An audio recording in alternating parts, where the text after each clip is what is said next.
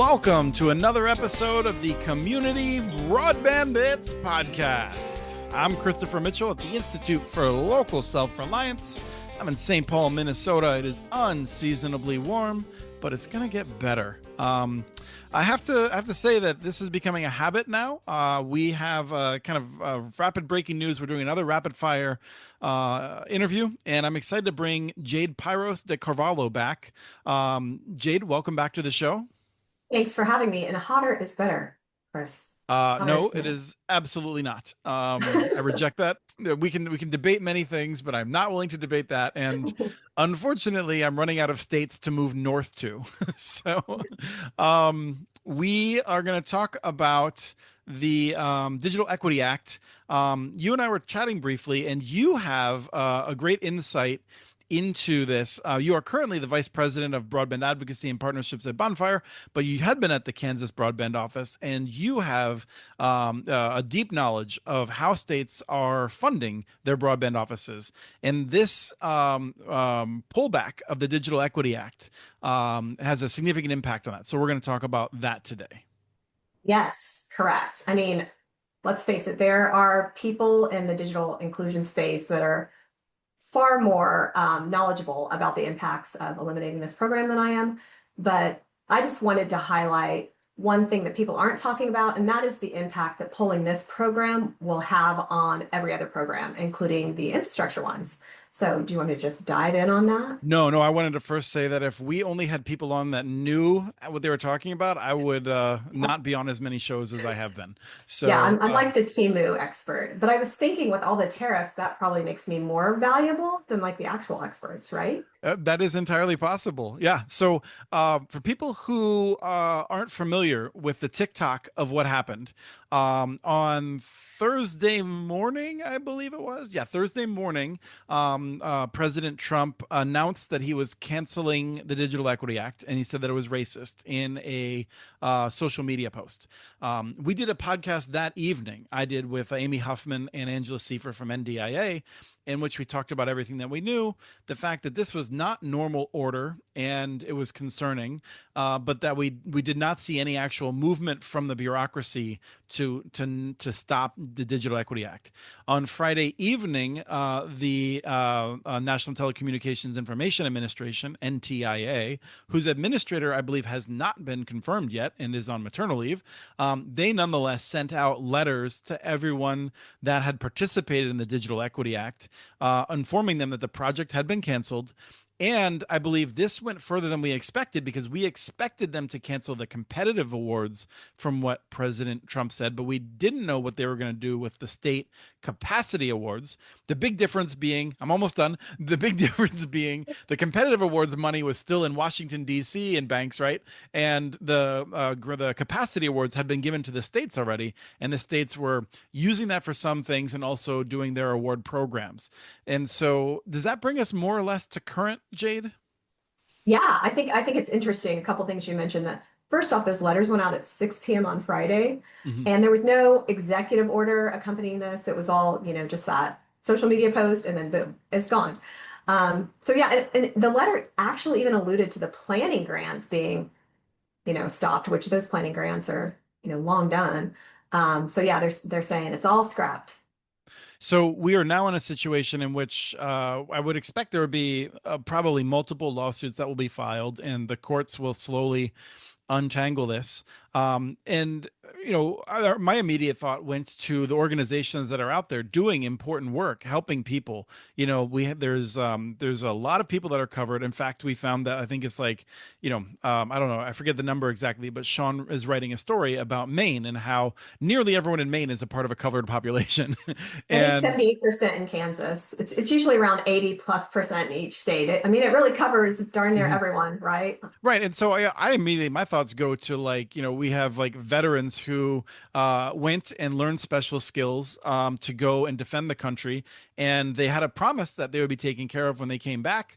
Congress enacted a law to make sure that veterans, for instance, would be able to get devices and training to be able to take advantage of telehealth, for instance, because many veterans live in rural areas. And so they're members of multiple groups. And now the Trump administration is just abandoning them. But that is not our discussion today. That's where my mind went to first. You pointed out that this actually goes far beyond DEA because of how many states are funding their broadband offices, which are responsible for so much more than the Digital Equity Act. Correct. I mean, you're in Minnesota. You all have had a broadband office for ages, right? But Mhm. you're one of the outliers. And during the pandemic, a lot of these broadband officers were spun up rather quickly, and they weren't designed necessarily with state funding in mind. What they did was design them in a way that would gather together or combine all these different federal funding sources that came out of the pandemic to fund the different, staffing positions needed. So I think there's this and that included, I mean, going back, we had like capital projects funds and state and local fiscal recovery funds for broadband that offices were using. You had digital equity planning funds, digital equity capacity grants, and then you had the BEAD funds. And if you have other programs like middle mile grants. So what states did was combine all of those to start building up this infrastructure to then be able to execute on all of these once in a lifetime opportunities, right? And so there's this belief that if you sweep away the Digital Equity Act, you're getting rid of like the DE person in each office. But what's less understood is that a lot of these staff members are maybe 10% funded by digital equity, 60% funded by BEAD, and on and on and on. And so you're not just impacting that one role. You might be impacting the GIS specialist who's 15% funded because he's overlaying digital equity indices on top of availability data for a better picture, or the compliance officer who has to do all the reporting on digital equity. It's a lot more interwoven than people understand. So it's so closely woven that if you start to pull one thread, you really risk unraveling the entire office. Not to be dramatic, but this could put the deployment programs at risk, the actual infrastructure programs at risk. And I don't think a lot of people are appreciating that and the way that these were designed in states that are 100% federally funded. And it's also worth noting that many states, Kansas, for instance, have part-time legislatures. I mean, most of them do, right? Right. And That's what I was gonna ask you about because there's a part of me that's like, it's a person or two, it's maybe tens of thousands, $100,000. The state could just like, could easily move money around, right? well, I mean, they could if we had legislatures in session, if there was the political will to do so. But a lot of these states are past the budgeting process, and there's really no way to go to the state and say, "Hey, we need you to fill this gap." And Right. Like I if mean, a tornado hit Kansas, they would yeah, have it would be a sufficient issue that they would convene a special a session. special session. Right. Yeah, they're not To going deal to with do it. that over this one program Right. because It they would be probably don't. reckless for them to do that. Yeah, well, yeah, and they probably don't fully understand the impact to the other programs, right? Like if you have a $1 billion BEAD allocation, you don't realize that might be at risk because 20% of 5 staff members are tied up in this grant. So you can shift funds, a little bit. But we're almost done with ARPA. I mean, some states are done with their ARPA program, so that's not going to be available. It's just there's limited ability to react quickly to to to something this alarming. I just don't think people are appreciating how it impacts everything else. Okay. Remind us what the states were doing with the capacity grants. Um, Yeah, so a couple things. I mean, obviously, it was funding staffing positions, but it was also funding anything that they put in their digital equity 5-year plan. So a lot of them had competitive grant programs for, mobile digital equity initiatives, digital literacy skills training, device distribution programs. They might have public Wi-Fi as part of their digital equity plan. I mean, you have 56 different plans, right? So I mean, are all of those programs equally valuable and wonderful? And I mean, maybe not, But this is what happens when you just take a broad stroke instead of a more precise instrument to programming. You're going to get rid of a lot of the good stuff. I mean, if you look at some of these, they're very workforce development driven, right? You were talking about that earlier, and even just in the list of the competitive grants, you can see that so many of these are about building up the workforce with the skills needed for every job, but even the networks that need to be built on the BEAD side. These programs were designed to be interconnected for a reason, and one does impact the other. The success of one impacts the success of the other. When I talked with Amy Huffman, I asked her if it felt like a real gut punch. And I have to assume you have relationships with a bunch of different state offices. What are you hearing from them as they're digesting this news? Well, I think there's a lot of fear out there. They don't know what's happening with their jobs, so that's a terrifying thought. And I think that's why we're not hearing more from the state broadband offices and from others in the digital inclusion community. They're just, fearful of losing their jobs. They don't know what this means for their employment, but also what this means for the communities that they have built trust in. And that doesn't come easily, right? And now you're pulling that rug out from under them. I think Valerie from New Jersey made just the best statement about this when this happened is that, promises made, always these promises made, and they're not kept to these communities that have been underserved for too long. And it's like when ACP went away, and we as advocates of that program had spent so much time building it up and convincing people it was something good and that they should use it just for it to go away. And it destroys trust. And are we ever going to be able to build that back if this goes away? It'll take years, Chris, really. Right. This is, it's one of those things where I feel like you start learning about government and you're like, oh, wow, look at the way government destroyed the trust of those communities. I'm sure glad we've learned that lesson. And then you come along Gosh, and you find out that you have such limited power and that all of a sudden yeah, you're a part of a structure that is actively destroying the trust of a new generation ex with these programs. exactly. And so these advocates are not just sad about the impact to them individually, they're sad about all these people they've brought along or have brought them along, and they've all come up together, and now they feel personally responsible. Mhm. They're not, but like you said, they're part of the system, and so they're seen as part of the problem or Let part of me the ask broken you cause. what might be the most leading question I've ever asked you, which is um, we're one of the things that's really important about the BEAD program, which is getting all of these networks out into areas that have not had a high quality connection before, is that they are able to remain in business over time, right? That they have a good business case. Is it helpful to give people devices and training so that they would want to subscribe to and give their hard earned dollars to the network to help keep it operating? Yeah, and I think that that's something the industry broadly appreciates now is that adoption drives the operating viability of networks long term. I think we finally got that part through. And so I think the industry really appreciates that part of the Digital Equity Act is that it'll drive adoption, more subscribers equals more revenue to operate and maintain the network long term because there's not a lot of subscribers in these areas. And there's a reason and there's no broadbands because there's no density.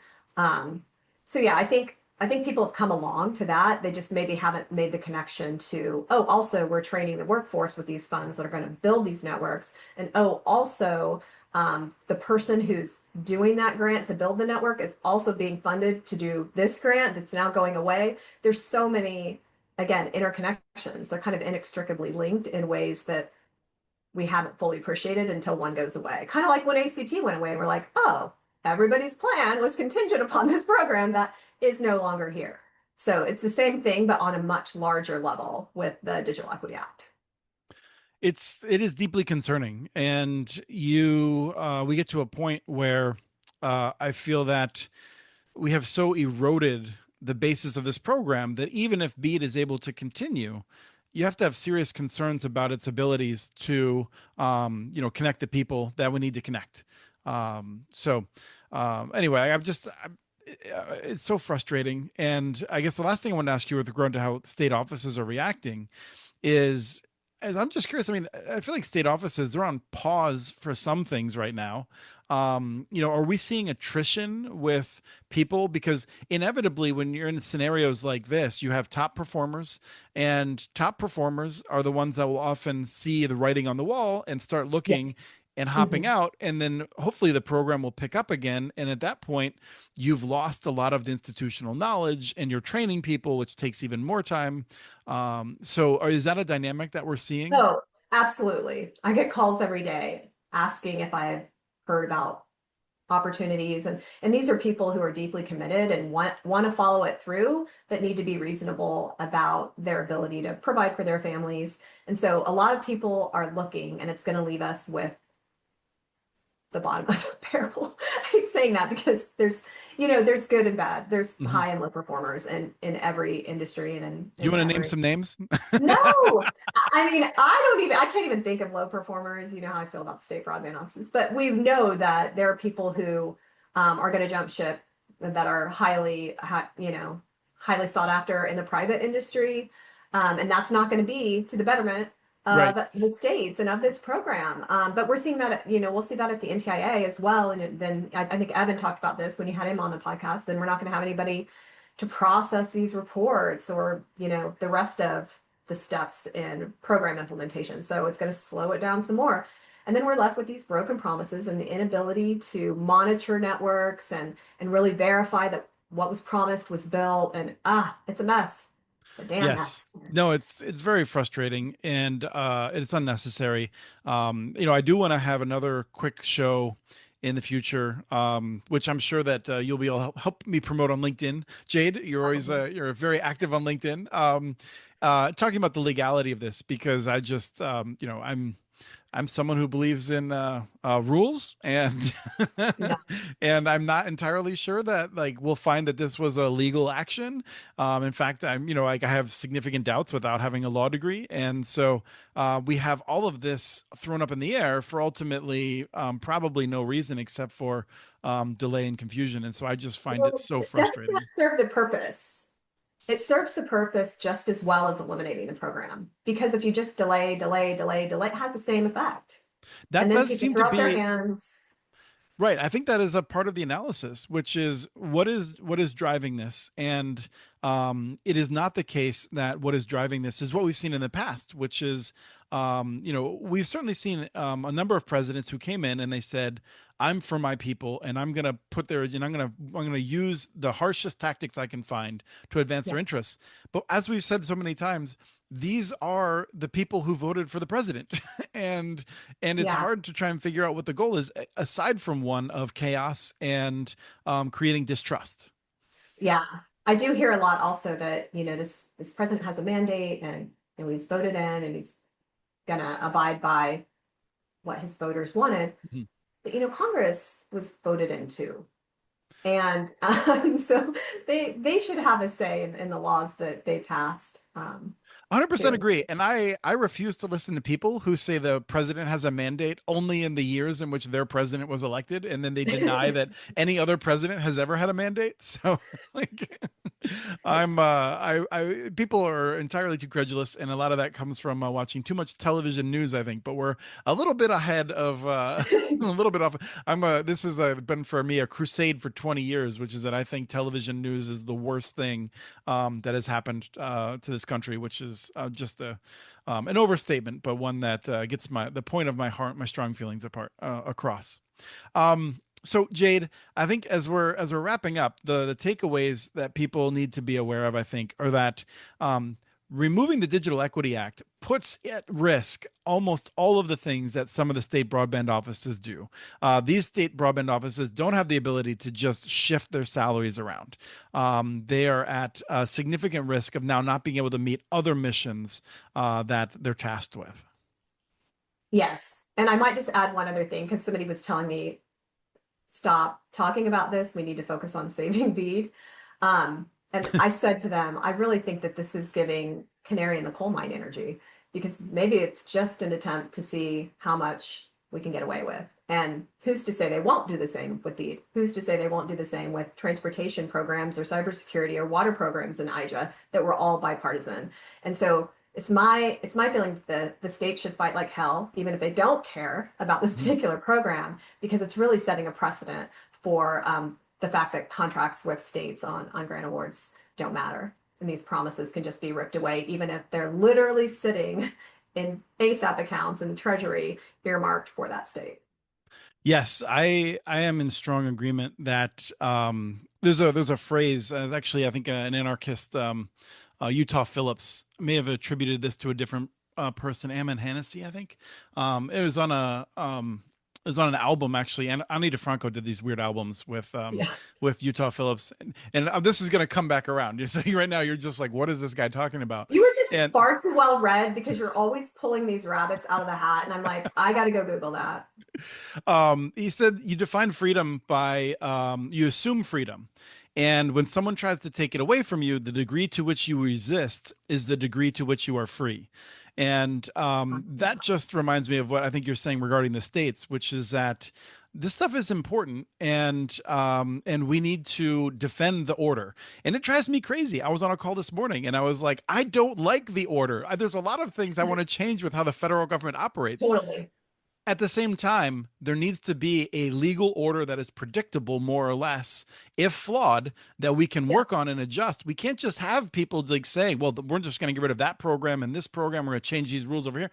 Like, why even have a Congress at this point? Well, exactly. And so for And people why who do are, they continue to let their power be stripped? I don't get it, but yes. And so that's another podcast. right, it is, but I just think for those who are like, why does Chris suddenly care about reconnect and why does he care about this and that? It's because like we need to have a system that is predictable in order to work within it. Otherwise, it devolves into chaos pretty quickly, and that is 1000%. not good for anyone. Although, Yeah, frankly, I think if you look at 1000%. me, I can chop my own wood. My wife can grow a garden. We're gonna do better than a number of other people in the world in which all infrastructure comes tumbling down. But I still don't want to live there. Yeah, amen. I'm with you. I'm with you. Yep.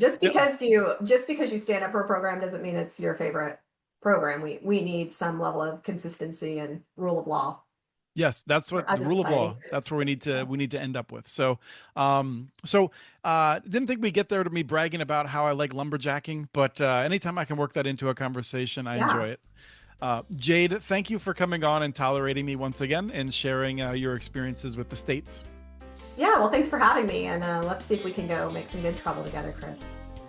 We have transcripts for this and other podcasts available at muninetworks.org/broadbandbits. Email us at podcast@muninetworks.org with your ideas for the show. Follow Chris on Twitter. His handle's @CommunityNets.